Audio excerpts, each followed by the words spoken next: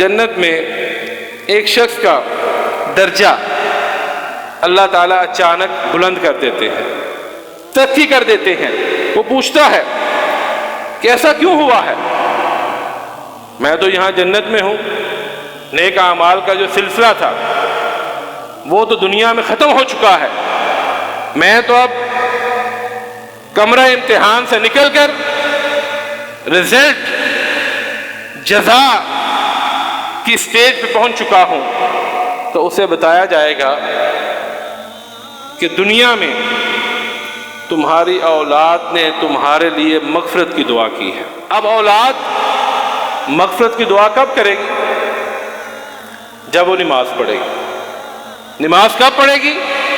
جب اس کا تعلق مسجد کے ساتھ ہوگا۔